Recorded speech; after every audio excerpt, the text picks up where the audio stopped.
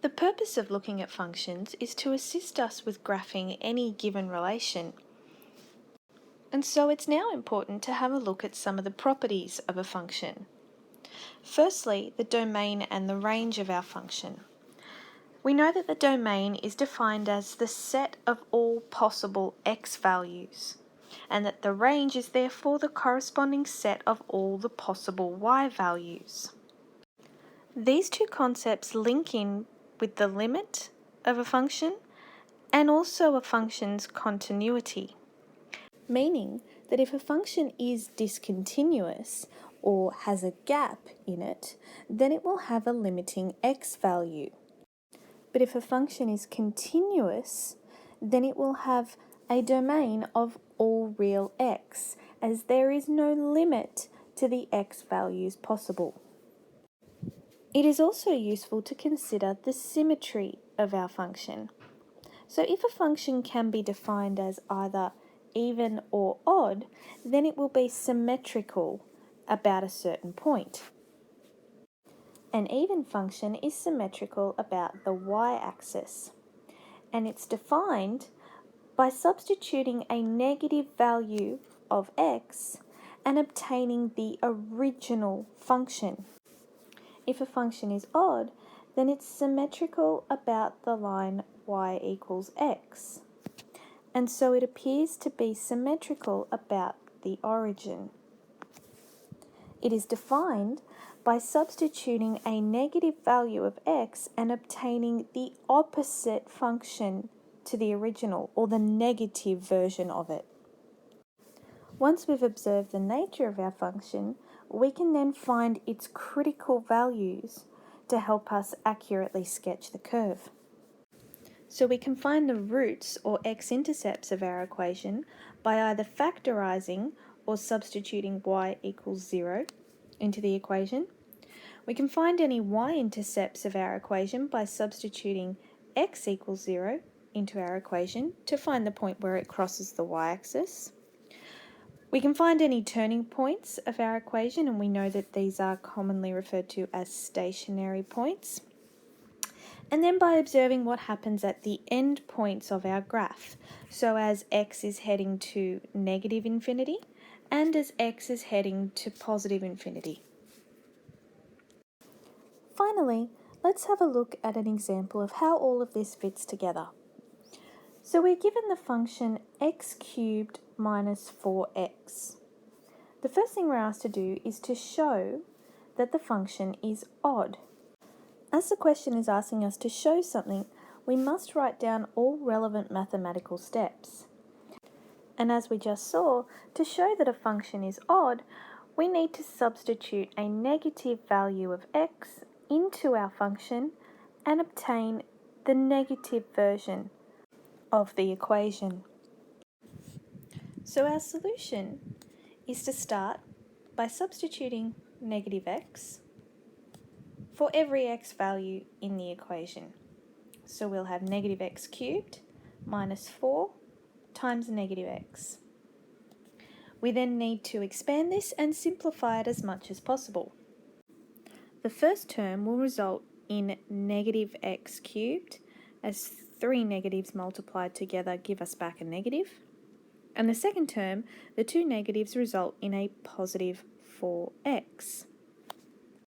If we now factorise the negative out of this expression, we will obtain negative out the front of x cubed, and we'll need another negative inside the brackets to obtain that positive, so we'll get negative 4x.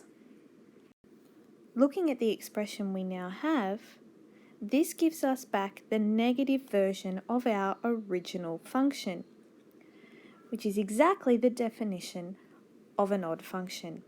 And so we have proven the function is odd.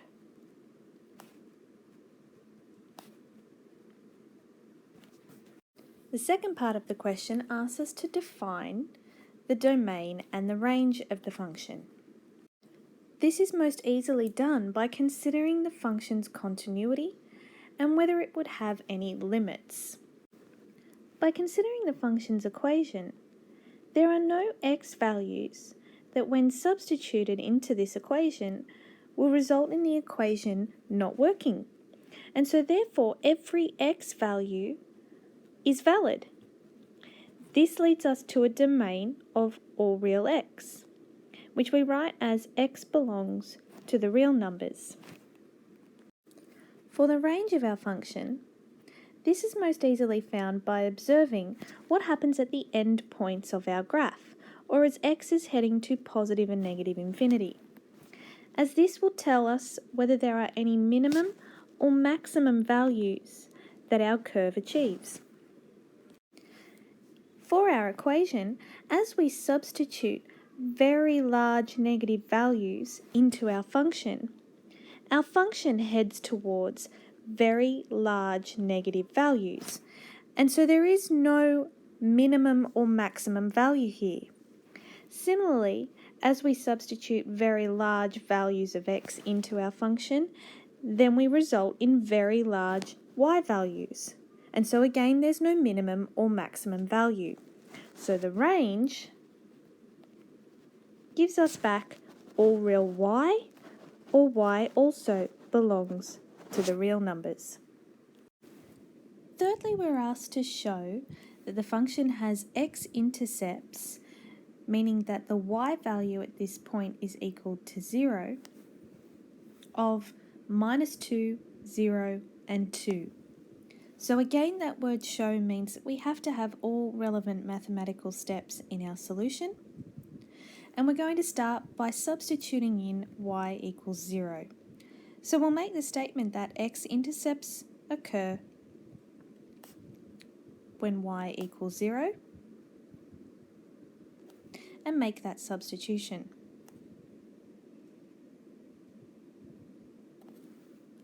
The next thing we need to do is factorise our expression. So everything has a factor of x, which we'll take out the front, and we're left with x squared minus 4, which we know factorises to the difference of two squares. So that gives us x outside of x minus 2 and x plus 2. And by making each factor equal to 0, we obtain our x-intercepts. X equals 0, x equals positive 2, and x equals negative 2. Lastly, we're asked to sketch the function. And the last thing that would be useful to know here is our y-intercept. Our y-intercept is found by substituting in x equals 0. When we do that, everything in this function goes to 0. We have 0 cubed and minus 4 times 0. And so our y-intercept gives us back 0 as well. And so from all of this information, we can now sketch an accurate representation of this function. Our function is odd, and so it is symmetrical about the line y equals x. And so we can see that what is happening on one side of that line is mirrored on the other side. Our function continues in both directions for all real x and all real y, as identified with the domain and the range. We have our x-intercepts of -2, 0, and 2, which also happens to be our corresponding y-intercept. And the last thing that we will identify when we study the calculus topic is how to find the coordinates of these stationary points. But for now, the information that we've observed in the functions topic is enough to draw an accurate sketch.